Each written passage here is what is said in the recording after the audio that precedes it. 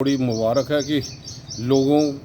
को नुकसान पहुंचाने में कहीं भी कोई कसर यहाँ पर नहीं छोड़ी और वन नेशन वन टैक्स पूरे हिंदुस्तान की रियासतों को इस यूटी में भी इन्होंने एक ही बराबर समानता के माध्यम से ये प्रहार यहाँ पे किया है। लेकिन जम्मू कश्मीर एक यूटी है और यहाँ पे कहीं पे भी रोज़गार नहीं। आप देख सकते हैं कि अनएम्प्लॉयमेंट चरम सीमा पे यहाँ पे है और यहाँ पे एलजी साहब ने कमिटमेंट पब्लिकली की थी कि कोई प्रॉपर्टी टैक्स नहीं लगेगा और वहीं पे जम्मू म्यूनसिपल कॉरपोरेशन ने भी पिछले सेशन में कहा था कि कोई प्रॉपर्टी टैक्स नहीं लगेगा। आखिर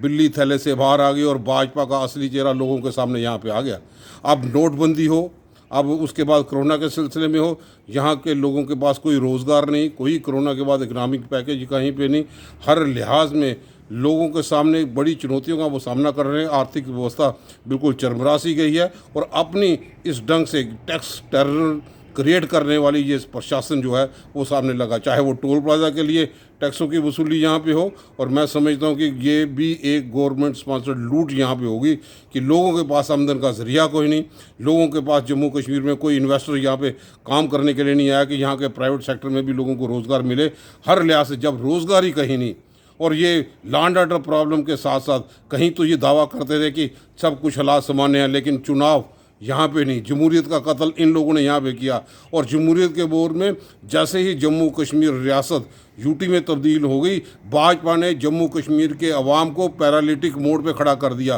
पैरालिटिक मोड पे तो पहले ही थे जब इन्होंने यूटी तब्दील कर दी, लेकिन कोई यूटी की हमारी मांग नहीं थी। उस पैरालिटिक मोड के बाद आज ये आर्थिक संकट से गुजरते हुए आम आवाम पे जो प्रॉपर्टी टैक्स लाया, मैं समझता हूँ बड़े शर्म की बात है भाजपा के लिए, जिन्होंने कहने के बाद भी म्यूनसिपल कॉरपोरेशन में ये वाज लोगों के सामने ये ट्रस्ट डेफिसिट है और धोखाधड़ी भाजपा ने यहाँ के अवाम के साथ की है।